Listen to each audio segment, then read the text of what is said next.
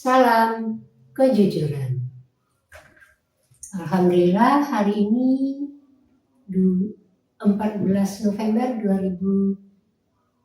2025 masih diberi kesempatan untuk jalan pagi sambil berbelanja. Dan ini buruan belanjaan. Kita tidak begitu banyak berbelanja, tapi alhamdulillah masih diberi kesempatan untuk melaksanakan aktivitas sehari-hari.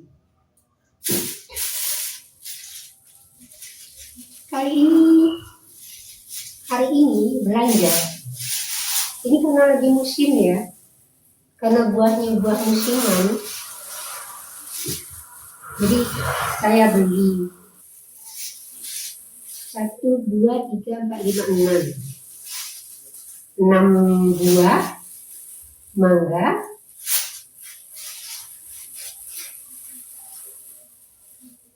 Ini ada 6 buah mangga, ini 2 kilo 13.000. Kemarin awal pertama beli, mungkin sudah sebulan lebih gitu ya, baru mulai muncul itu sekilonya 13.000. Namanya buah musiman ya, biasanya seperti itu.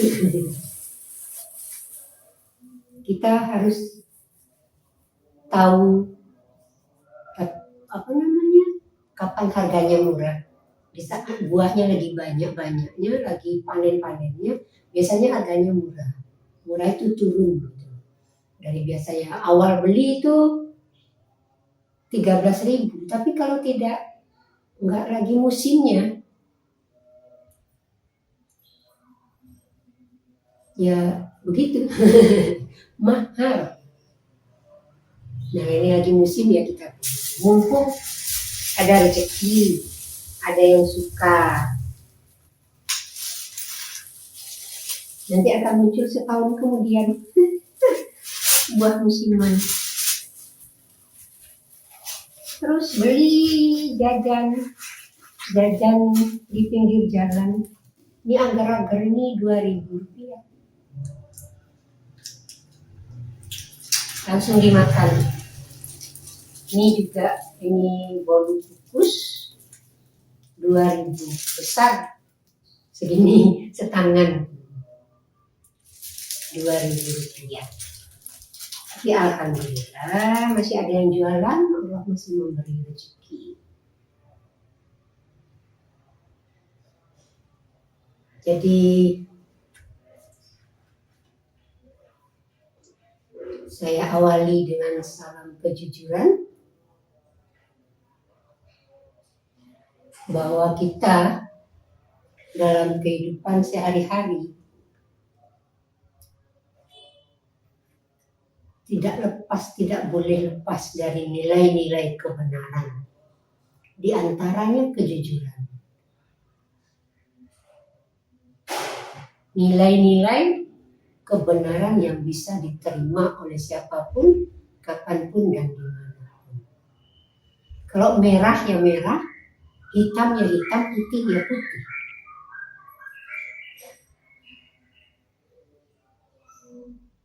Itu namanya kejujuran. Kok iya ya iya, enggak ya enggak.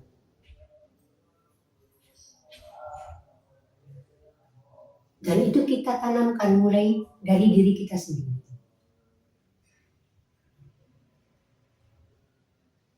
Kita contohkan, kita tanamkan kepada anak-anak kita.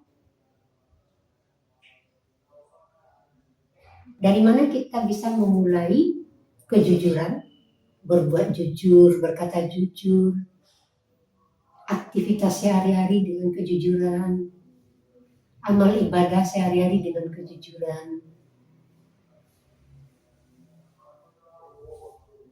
Itu kita mulai dengan memunculkan kesadaran dalam diri kita bahwa segala sesuatu berasal dari Allah, kembali kepada Allah, dan dipertanggungjawabkan. Karena dipertanggungjawabkan, maka kita setiap hari harus melakukan introspeksi diri.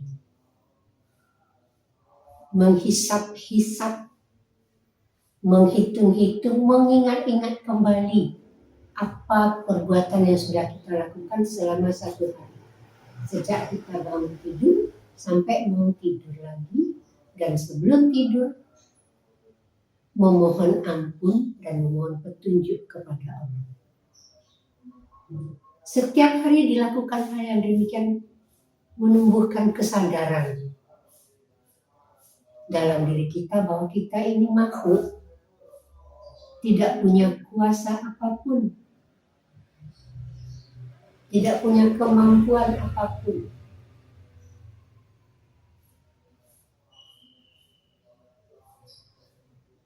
Tidak punya kekuatan apapun kecuali atas kehendak Allah. Semua berasal dari Allah dan kembali kepada Allah. Dan kita tahu apapun takdir yang diberikan Allah kepada kita sudah diberikan Allah sejak kita di dalam kandungan. Kita tinggal melaksanakan begitu lahir. Sampai berapa lama tidak tahu. Kematian yang mengakhirinya. Begitu kematian datang, selesailah tugas kita di dunia. Selesailah tugas kita di bumi. Selama melaksanakan tugas, kita melaksanakan dengan sungguh-sungguh, sepenuh hati, tunduk dan patuh melaksanakan perintah Allah dan meninggalkan semua larangan Allah. Kita kembali kepada Allah melalui kematian, menunggu di suatu tempat sampai waktunya nanti. Ada yang namanya hari kiamat, ada yang dinamakan sa'ah, ada yang dinamakan hari penghabisan, hari berbangkit. Untuk apa? Untuk nanti di kehidupan kedua nanti kita pertanggungjawabkan amal ibadah kita, aktivitas kita sehari-hari selama hidup di bumi, ucapan-ucapan perbuatan kita pertanggungjawabkan di saat kita kembali kepada Allah. Dan Allah menyediakan tempat buat kita, surga atau neraka.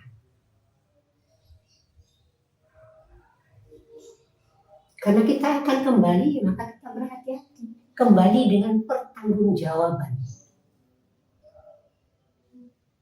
Maka dalam kehidupan sehari-hari, nilai-nilai kejujuran, disiplin, kerja keras, kesetiaan itu kita tanamkan dalam diri kita sendiri. Kita mulai dari diri kita. Kita tanamkan kepada anak-anak. Sikap-sikap perilaku sehari-hari. Sopan santun, kemandirian, kesabaran. Dan kita kasih contoh di hadapan anak. Anak-anak, jangan gitu dong, kok teriak-teriak, ngomongnya itu yang benar. Mainnya itu jangan berebut. Misalnya lagi bermain. Karena masa yang paling diingat oleh anak-anak itu adalah masa ketika dia 0 sampai 12 tahun sebelum akhir balik. Sebagaimana yang diajarkan, ya Allah, ampunilah dosa bapak ibuku, kedua orang tuaku, ampunilah dosa-dosaku dan dosa kedua bapak ibuku. Sayangilah mereka sebagaimana mereka menyayangiku waktu aku masih kecil. Masih kecil, belum akhir balik. Nah, di masa masih kecil itu kita tanamkan. Misalnya kita memberi contoh sabar. Yang sabar dong. Buat tugas, kalau sulit jangan nepuk-nepuk meja, jangan sulitnya, bla bla bla bla bla. Bahkan sampai muter-muter, apa tugasnya sulit sekali. Coba sini, tugas apa? Mata pelajaran apa? Dari tadi rumusnya bulat, nggak bisa muter sana muter sini, nggak ketemu. Bahkan mungkin sampai bisa juga ada anak itu yang stres, kadang nangis, kesulitan karena tugas bisa saja mungkin besok sudah waktunya mau dikumpulkan tapi belum selesai. Ya kita kasih tahu, kita tepuk pundaknya. Dan sabar, coba cari di internet. Mungkin ada pemecahan rumusnya. Kan tidak harus dari sekolah. Kan tidak harus dari tempatnya. Siapa tahu di internet, di video-video yang ada di media sosial. Coba kamu cari. Apalagi waktunya sudah tambah mepet, sudah tambah malam, besok harus dibawa. Emosinya bisa memuncak. Ya kita yang sabar. Ayo temani, coba dicari ini, coba pakai HP-mu atau ini pakai HP-nya ibu cari juga, kamu cari, kita bantu, kita carikan solusinya sehingga emosinya tadi menurun. Atau ambilkan sesuatu, nih makan jajan dulu lah, dia ada jajan dimakan dulu,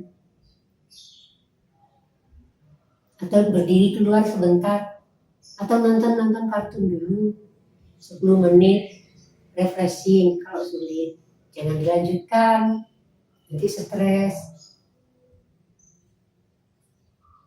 Atau sini dulu ke kamar mandi dulu sana, guyur kepala, mandi segala macam, seger. Habis itu makan jajan, kerja lagi, usahakan lagi. Kita tunjukkan ke anak bentuk kesabaran itu. Kita ajarkan.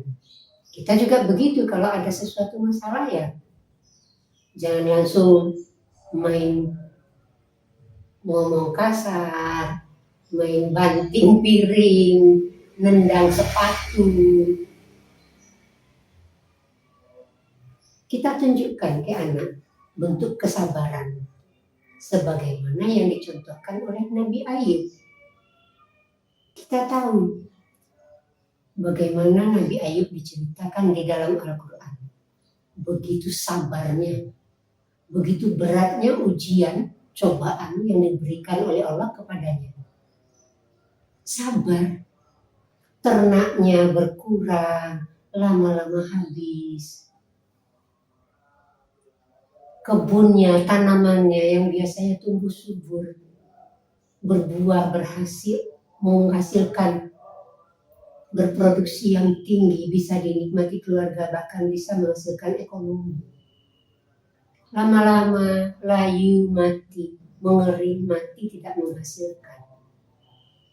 Putranya, keluarganya, anaknya, satu persatu kembali kepada Allah. Yang biasanya sebagai anggota keluarga yang ikut bekerja, membantu pekerjaannya sehari-hari, meninggal.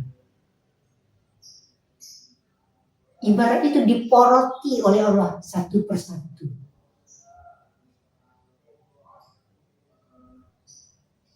Ternaknya, peternakannya, perkebunannya, punya tanaman, anak-anaknya, bahkan dirinya sendiri sakit,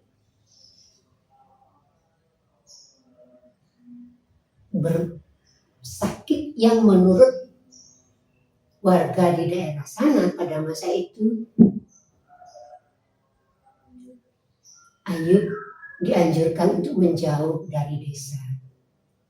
Diperkirakan nanti akan menular atau menimbulkan keresahan di masyarakat karena penyakitnya tidak sembuh-sembuh. Efek penyakitnya menimbulkan keresahan dari masyarakat dan dia disarankan untuk menjauh dari desa. Menjauh. Sudahlah tanamannya, hewannya, anak-anaknya sudah nggak ada. Tinggal berdua suami istri. Itu pun disuruh menjauh untuk menghindari hal-hal negatif kepada warganya atas penyakit yang dia derita. Dia laksanakan. Nggak ada emosi, nggak ada marah. Kalau anak meninggal, kewajaran orang meninggal menangis sewajarnya. Lama-lama kesedihan itu kan berkurang. Hilang bersama waktu, hilang dengan amal ibadah, aktivitas sehari-hari. Karena hidup kita kan berjalan. Yang meninggal ya sudah, tamat. Dikuburkan, selesai tugasnya di bumi. Tapi kita kan walaupun bersedih, normal, tapi tidak berlanjut, tidak terus-terusan. Tetap melaksanakan aktivitas kembali pada kehidupan normal. Nah, satu persatu anaknya Ayub, bahkan dia diusir dari desanya untuk menghindari hal-hal negatif atas penyakitnya. Pergi bersama istrinya, menjauh, hidup sendiri. Tapi diuji lagi oleh Allah, istrinya diberi takdir untuk mengatakan sesuatu, bla bla bla bla. Ucapan istrinya kepada Ayub, dan Ayub akhirnya mengeluarkan kata-kata kalimat, ya intinya nanti kalau atas perbuatanmu itu saya akan memukul kamu 100 kali.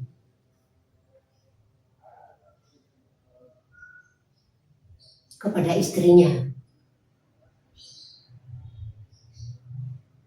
Tapi melihat kondisi seperti itu, melihat suaminya sakit-sakitan, tidak sembuh juga. Ayub pun demikian, kamu menjauh, tinggalkan saya sendiri.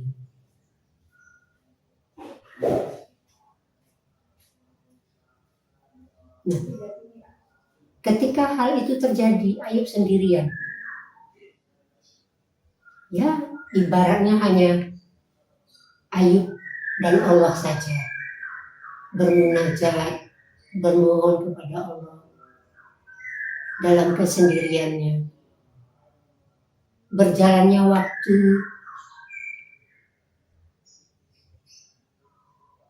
ternyata Ayub sembuh dari penyakitnya.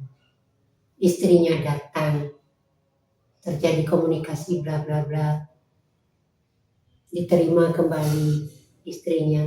Tapi ucapannya untuk memukul 100 kali dilaksanakan dengan cara yang berbeda.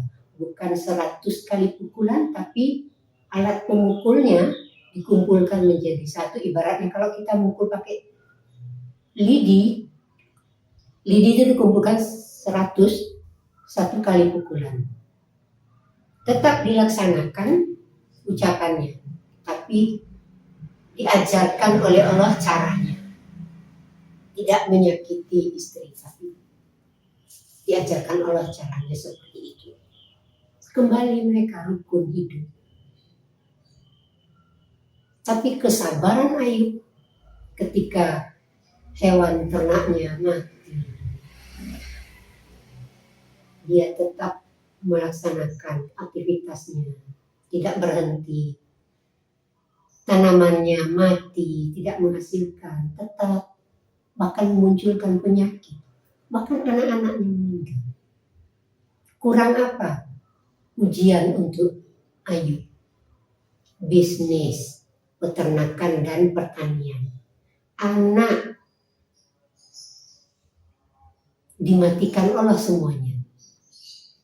Dirinya bahkan diberi penyakit yang membuat orang lain itu resah. Dan disarankan untuk menjauh dari desa, dari tempat tinggalnya, dari masyarakat umum. Menjauh, katakanlah dia ke suatu dusun, ke suatu hutan. Hidup berdua dengan istri. Istri pun juga begitu, disuruh menjauh juga. Nggak tega melihat istrinya merawat dirinya. Karena penyakitnya tak sembuh-sembuh.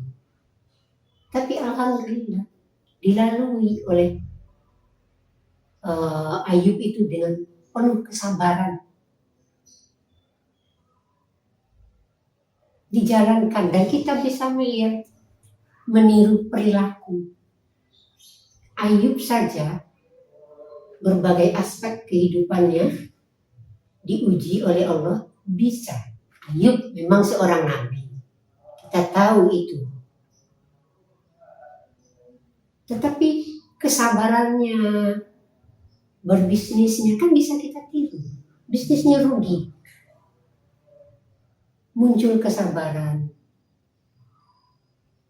Kalau kita misalnya berdagang, jualan buah ini ada rentang waktu. Mungkin sehari, 2 hari, seminggu, busuk. Di awal kita jual normal biasa, laku. Hari berikutnya ada sisa, hari berikutnya sisa, barang semakin berkurang kualitasnya. Mungkin busuk, itu kan rugi. Ya sabar. Nah mungkin kita punya inovasi sebelum rugi, sebelum busuk. Seperti ini, sebelum terjadi busuk, ini sudah 2 hari, ini adalah besok kematangan maksimal. Besok lusa sudah mulai menurun. Nah, sebelum mulai menurun, kita punya ide kreatif, punya solusi, mungkin dibuatkan asinan, dibuatkan manisan, atau dikeringkan. Zaman sekarang berbeda dengan masa Ayub, kita sudah punya teknologi. Mengeringkan bisa melalui oven. Modal tentu saja, butuh modal. Jadi kita tidak menunggu, aduh nggak jual, nggak laku, rugi aku, bla bla bla bla bla. Kok nggak laku tuh ya Allah kok begini amat. Sudah 3 hari buah-buah ini nggak laku. Bersedih, ya wajar namanya nggak laku. Tapi kan tetap semangat. Sedih ya Allah nggak laku. Tapi gimana lagi kalau takdir kita dibuat seperti itu? Segera ya Allah mungkin takdirku begini. Hari ini daganganku nggak laku. Semoga besok ya Allah Engkau lakukan. Engkau datangkan pembeli. Kita kan hanya bisa berdoa. Memohon ampun dan berdoa. Mungkin ya Allah kemarin itu tidak laku. Mungkin karena harganya terlalu tinggi. Atau mungkin karena cara saya melayani orang salah. Ada sesuatu yang membuat orang tidak mau membeli. Atau hal-hal lain ya Allah saya tidak tahu. Tapi yang intinya dagangan buah-buahan saya tidak laku. Ada yang beli. Semoga ya Allah besok Engkau datangkan pembeli. Begitulah berbisnis. Tapi kita sampaikan ini matang sempurnanya. Kalau besok itu sudah itu Bu, sudah kurang, ibaratnya sudah mulai menurun. Kita sampaikan ini harganya sekian. Kok mahal Pak? Namanya buah-buahan ya. Selama yang saya tahu di awal itu harganya lebih tinggi dibandingkan nanti menjelang akhir masa penjualan. Ada buah-buahan tertentu seperti itu. Kayak ini di awal itu harganya tinggi. Tapi kalau sudah musim harganya turun. Jadi kita ya memaklumi namanya buah musiman. Tapi si penjual kan juga harus memahami kalau tidak laku ya Allah nggak laku. Semoga bisa kau datangkan pembeli. Ayub anaknya meninggal, satu persatu hilang, menghilang dari bumi, dipanggil kembali kepada Allah. Ya sabar Ayub, nggak bisa berbuat. Menangis, ya iya wajar. Itu tenaga kerjanya yang membantu dirinya berusaha melaksanakan bisnisnya, peternakan pertanian. Tapi dipanggil, dimatikan satu persatu. Sabar Ayub itu. Tidak mengeluh, ya Allah, aku tahu Engkau Maha Pengasih Penyayang. Begitu kata Ayub. Dia laksanakan, dijalankan takdirnya. Hilang hewan ternak, habis tanaman, habis anak, istri pun harus meninggalkan. Begitulah ya Allah. Aku berserah diri hanya kepadamu. Aku tahu Engkau Maha Pengasih Penyayang. Itu ucapan Ayub. Dan kenapa kita tidak mencontoh yang demikian? Belum diberi keturunan, sudah menikah belum punya keturunan, atau sudah punya keturunan meninggal. Bersabar. Kan sebelumnya dalam pernikahan kita kan kita belum punya keturunan di awal pernikahan. Sendiri, berdua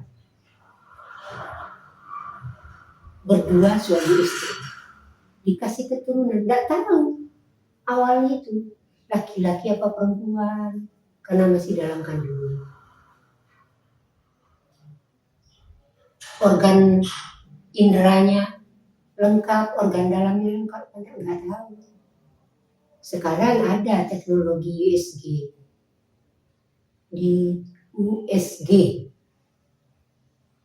di foto apa namanya, ya sejenis itu untuk melihat janin di dalam kandungan. Bahkan di usia tertentu sudah bisa diketahui bahwa calon bayinya laki-laki atau perempuan. Begitu lahir, senang-senang punya bayi, dimatikan oleh Allah. Bisa saja namanya takdir. Walaupun dia sudah diberi takdir sejak dalam kandungan, ternyata begitu lahir usia hanya 1 hari, hanya 1 tahun, lagi senang-senangnya bermain sama si kecil. Tiba-tiba jatuh sakit karena A, B, C, D, diobati, dirawat, ternyata tidak sembuh, malah meninggal. Sedih. Rezeki yang ditunggu-tunggu ibaratnya begitu. Berkah dari Allah, punya keturunan, punya pewaris. Apa yang kita miliki suami istri dari penghasilan sehari-hari atau dari kehidupan pasangan suami istri menghasilkan ekonomi atau sesuatu yang lain, kan kita wariskan kepada anak. Ini semoga ini nanti menjadi pewaris berdagang seperti ayahnya, menjadi pewaris sebagai dokter seperti ayahnya atau seperti ibunya.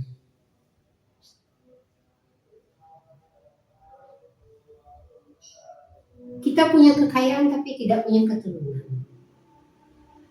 Jadi sadari ya Allah, berarti ya takdirmu ya seperti ini, tidak diberi keturunan. Aku terima.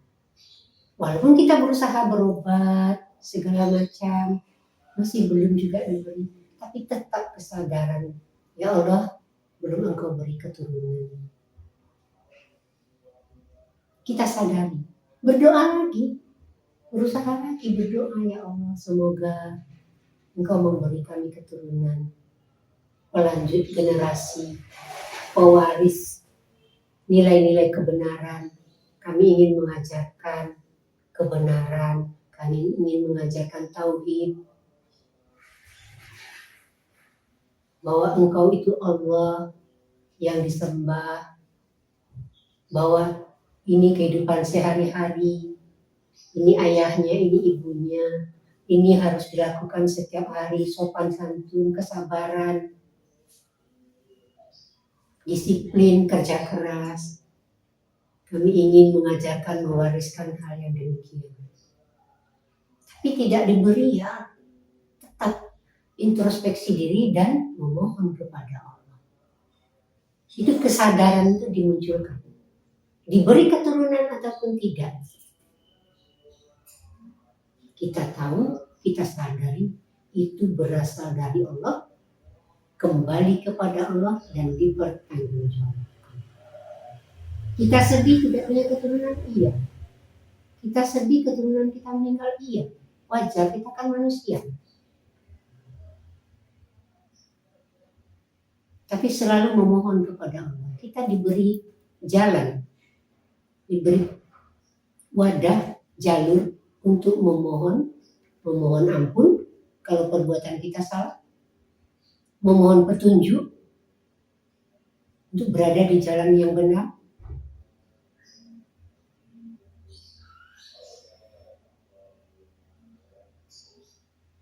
Ya, semoga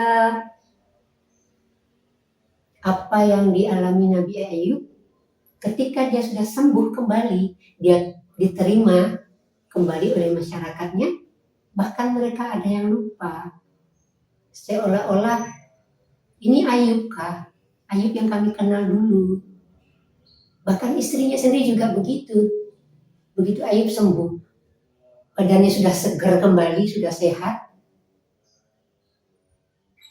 Yang dulu waktu sakit pucat, lemes, sudah tidak terurus.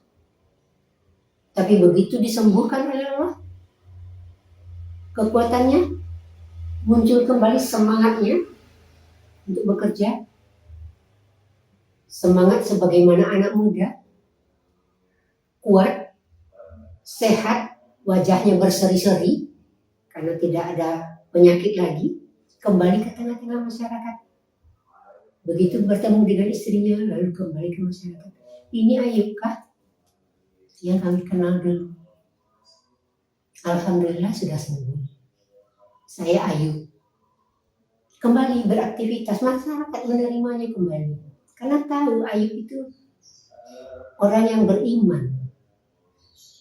Cuma karena pada masa itu penyakitnya dikhawatirkan. Hanya dikhawatirkan saja katakanlah oleh pimpinan di daerah tersebut. Sebaiknya Ayub menjauh. Ayub menjauh dan tidak marah. Ini kan rumahku, ini tanahku, ini. Tidak marah. Menjauh. Bahwa keyakinannya sepenuhnya yakin kepada apa yang diberikan Allah kepadanya. Ya Allah, Engkau Maha Pengasih Penyayang. Aku tahu itu. Jangan menjauh. Dan begitu disembuhkan Allah kembali, masyarakatnya menerima. Hidup sebagaimana biasanya dulu. Kembali seperti dulu. Dia punya peliharaan kembali. Punya hewan-hewan ternak. Dia mulai menanam. Dia selanjutnya berlanjut keturunannya. Dikembalikan sebagaimana dulu, berarti dikembalikan sebagaimana dulu, dia yang punya keturunan juga. Disitulah kesabarannya Ayub. Di saat menghadapi kerugian bisnis dan anaknya meninggal, apalagi istri pun harus menjauh. Tapi balasan dari Allah atas tunduk patuhnya Ayub, istrinya dikembalikan, diterima lagi, dikembalikan lagi ke kampungnya, ke daerahnya, masyarakatnya pun juga ikut menerima, bergembira melaksanakan aktivitas. Nah, kesabaran itu kita tunjukkan juga kepada anak zaman sekarang, kan zamannya pendidikan, sekolah. Kita ajarkan, kita tunjukkan kesabaran itu pada anak kita. Buat tugas seperti tadi, atau tugas keterampilan, mungkin di satu sisi anak tidak punya kelebihan untuk keterampilan. Kadang-kadang kalau sudah keterampilan dia bingung membuat apa, membuat rumah-rumahan dari karton, dari kardus. Dia tidak punya ide, bingung, misalnya ide ada tapi tidak bisa melaksanakan karena tidak punya kemampuan khusus di bidang itu. Tapi kan harus dikerjakan, namanya tugas sekolah. Kita bantu. Butuh apa? Butuh karton. Kartonnya sembarang, nanti dibungkus dengan kertas berwarna. Terus dibuatkan seperti bangunan rumah. Rumahnya seperti apa ya? Aku tidak tahu, aku tidak bisa menggambar. Ya nanti kita buat sama-sama. Nah, buat gambar rumah masa nggak bisa? Ya bisa-bisa aja, tapi kan gambar rumah kan jelek. Bukan masalah jelek dan tidak jeleknya. Kamu buat saja. Kamu pikirkan kamu mau membuat rumah itu ukuran panjangnya berapa, lebarnya berapa, tingginya berapa. Apakah kamu buat rumah itu rumah adat kah? Atau rumah secara umum? Aku rumah adat saja, kan ada contohnya. Ya silakan. Bu guru yang penting tugasnya kamu laksanakan. Jangan sampai muncul emosi marah, malas, mundur, nggak mau bekerja. Jangan, kita tunjukkan, kita carikan solusinya, kita temani dia belajar. Dan kita juga begitu, nggak usah marah-marah. Buat rumah aja kok nggak bisa, gampang buat gambar rumah. Nih, kotak dulu dimulai, bla bla bla bla, sambil marah-marah. Itu nggak benar. Kita tunjukkan caranya, coba kamu gambar dulu. Panjangnya berapa, lebarnya berapa, ini ukuran kardusnya. Panjangnya kardus 30 kali 40 lah, kamu mau bikin rumah ukuran berapa? Untuk lantainya nanti berapa? Tingginya berapa? Sisi depan itu sepanjang ukuran lantai. Nanti ada dipotong untuk jendela, untuk pintu, untuk atap ke atasnya tingginya berapa, begitu. Kita temani dia. Jadi tidak kita marahi, bikin gambar rumah aja nggak bisa. Bukan begitu, itu kan menjatuhkan mental anak. Kita tunjukkan dengan kesabaran. Diusap kepalanya, bahunya, ditepuk. Bagus ini. Cuma ini kok agak miring sedikit. Coba diukur lagi. Lebar kanan dengan kiri, panjangnya sama enggak? Kok agak menurun kesannya, coba diukur, diulangi. Oh kurang 1 senti, oh ini berlebih setengah mili, enggak pas. Dicoba diukur yang pas. Nah udah capek, besok lagi. Kapan dikumpulkan? Seminggu lagi. Ayo udah istirahat. Begitu. Kesabaran. Bukan kita memarahi anak kalau dia tidak bisa. Tapi kita kasih solusinya dan kita temani. Dari mana kita bisa belajar? Kita belajar dari Ayub. Bisa. Dari pengalaman orang tua ada. Dari lingkungan ada. Dari bacaan-bacaan yang sekarang online bisa. Zaman sekarang tambah banyak. Kalau dulu kita belajar ya ibaratnya dari Al-Quran. Contoh Ayub, contoh Ibrahim, contoh Nabi, contoh Isa. Sekarang contoh-contoh yang dulu, nggak hanya apa istilahnya ya, satu nama. Bahkan orang zaman sekarang kan sudah menuliskan buku. Kita bisa membaca dari berbagai macam sisi. Oh, secara psikologis Ayub itu mentalnya kuat ya. Diusir oleh warganya, tidak marah. Padahal itu tanahnya, rumahnya, peternakannya juga. Mungkin dari sisi bisnis, Ayub pintar mengelola bisnis, dikelola dengan keluarganya, melibatkan anggota keluarga. Mungkin dari segi agama, aib keimanannya kuat ditanamkan pada anak-anak.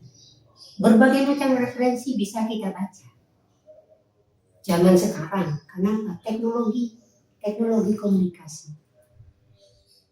Dan itu kita tanamkan pada anak-anak kita, mulai cerita tentang Nabi Ayub, tentang pribadi kita yang mencontohkan kepada anak, kita awasi, kita evaluasi, kita cari solusi berdua maksudnya komunikasi dengan anak, diskusikan. Itu kita lakukan setiap hari dan tertanam dalam diri anak menjadi satu kebiasaan, satu kepribadian, identitas diri, jujur, disiplin, kerja keras, kesetiaan. Banyak lagi yang lain, kesabaran, mandiri, sopan santun. Tapi 4 hal tadi, yang utama adalah kejujuran. Kita tanamkan pada diri kita sendiri, pada keluarga, anak-anak kita. Semoga setiap keluarga menanamkan hal yang seperti itu, sehingga seluruh Indonesia bisa melaksanakan kejujuran, disiplin, kerja keras, kesetiaan, dan kita contohkan hal-hal seperti itu. Bahkan zaman sekarang di-upload, diposting di media sosial, dilihat oleh seluruh dunia. Siapapun yang mau melihat bisa. Oh begitu ya kejujuran. Oh begitu ya. Kalau kita berbisnis harus jujur, timbangannya jujur, takarannya jujur. Oh dia banyak pelanggan, kenapa? Karena dia melaksanakan ini. Penjualannya sesuai dengan apa yang dia tuliskan, apa benda yang ada, deskripsinya cocok semuanya. Banyak pelanggannya. Dari mana dimulai? Dari kejujuran. Dan kita sadari sepenuhnya bahwa segala sesuatu berasal dari Allah, kembali kepada Allah, dan dipertanggungjawabkan. Karena dipertanggungjawabkan, maka kita berhati-hati melaksanakan setiap aktivitas amal ibadah apapun, berdagang, mengajar, bekerja, menjadi kuli, menjadi ibu rumah tangga, apapun aktivitas kita, sekecil apapun itu berasal dari Allah. Kita laksanakan, kita tunduk dan patuh melaksanakan apa yang diperintahkan oleh Allah dan meninggalkan apa yang dilarangnya, agar kita menjadi hamba yang ngikut, yang manut, diberi takdir apapun dilaksanakan. Melaksanakan amal ibadah, sholat, puasa, beramal di dalam rumah tangga, beribadah dalam rumah tangga sebagai ibu rumah tangga, dilaksanakan. Tidak mengeluh, tidak marah-marah. Ya Allah kok jelek sekali sih takdirku, kok begini dan begitu. Umpamanya kan, nasib kok jadi ibu rumah tangga bulat aja dalam rumah, muter-muter aja dalam rumah. Ya bisa saja, namanya kita kan manusia normal, punya emosi. Tapi segera disadari, ya Allah, kok sampai ngomong begitu ya?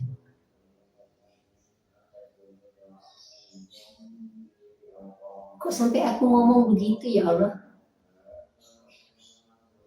Kembali lagi ke dalam. Ya Allah, walaupun aku ngomong begitu berarti aku kembali lagi. Segala sesuatu berasal dari Engkau.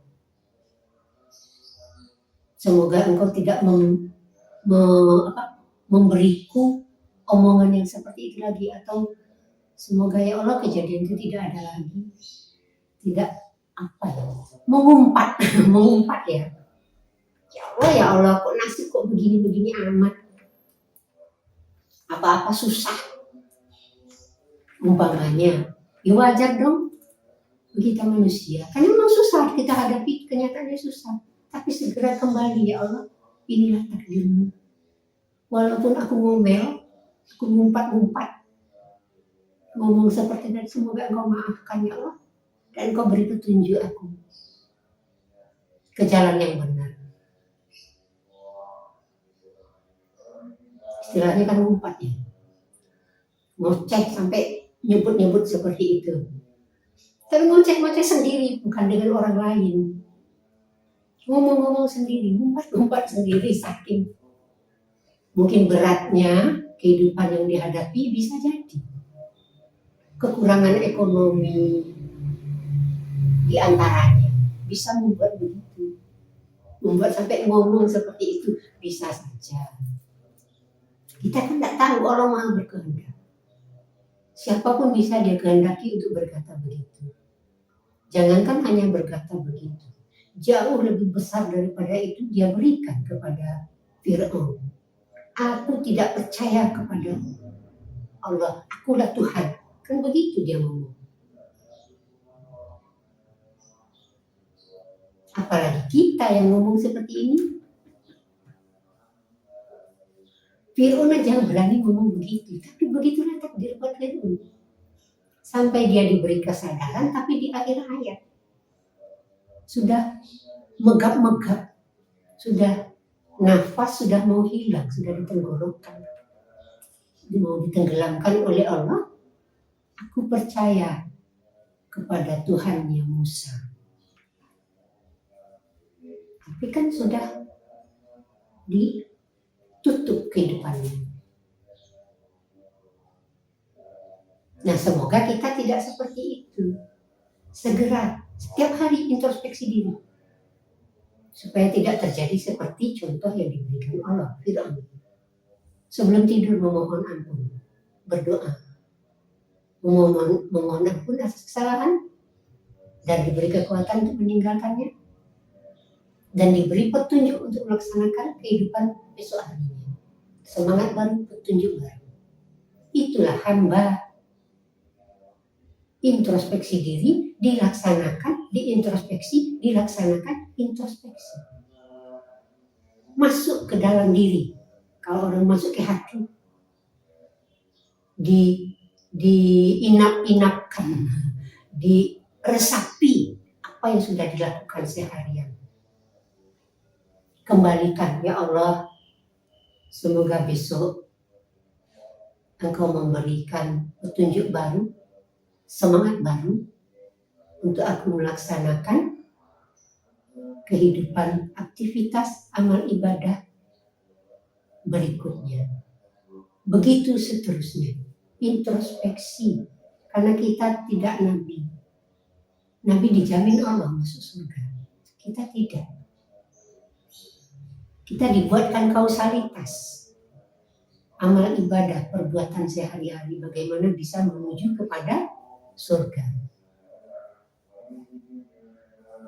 Dan diberi jalan untuk introspeksi diri, menyadari kesalahan, dan memohon petunjuk untuk selalu pada kebenaran. Begitu setiap hari sampai akhir hayat. Kalau besok kita meninggal, selesai tugas kita di bumi. Tinggal apa? Tinggal pertanggungjawabannya. Kita mati, dikuburkan, menunggu sekian waktu sampai suatu saat peristiwa kiamat, saat hari kebangkitan, hari penghabisan, dan kita dihidupkan kembali untuk kehidupan yang kedua, untuk mempertanggungjawabkan amal ibadah kita, aktivitas kita selama di bumi, dan untuk menerima kompensasi dari Allah, surga atau neraka.